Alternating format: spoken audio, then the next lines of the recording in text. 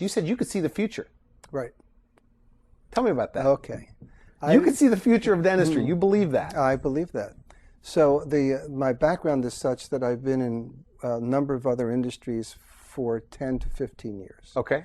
So I've worked in healthcare, I've worked in hospitals, I've worked in Fortune 500 companies. So I've looked from a different perspective, and when you're out there in a different perspective, you can look from the outside in, and that gives you a piece of the future that you're able to do that. Okay. And all right. so I have a capacity to see what's coming. I can predict a tsunami. Is that right? Yeah. You can predict the future. Right. All right. Okay. So now, specifically, probably not, but in general, or the things that are going to change, absolutely. Okay, the business of dentistry. Okay, so how has it changed, briefly, where it's been, where it is now, and definitely where it's going, as you see it? Okay. For the last 100 years, it's been small, solo practice, or maybe one partner. And that was sufficient in the system or the context that it was in. The context has changed, and by the way, context is decisive. So the context has changed, the system has changed, and solo or small partner practices will no longer have the viability that they did in the old context. Okay. And in the old days, I guess any dentist could just put up a sign and they would get business. Correct.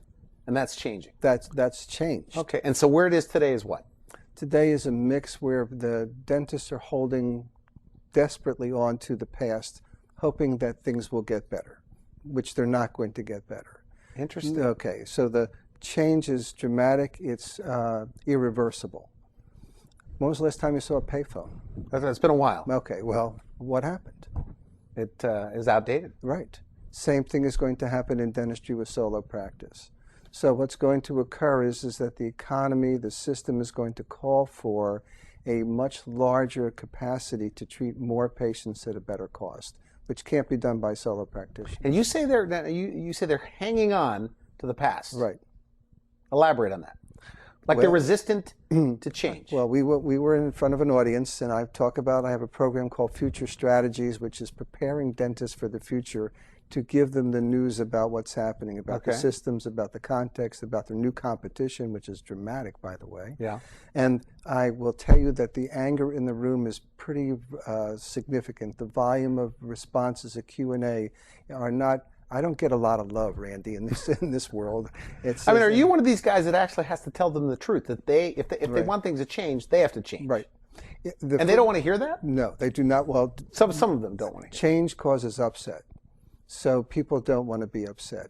And the first slide in my PowerPoint presentation is the one about the difference between the messenger and the message, because they really need to get the message.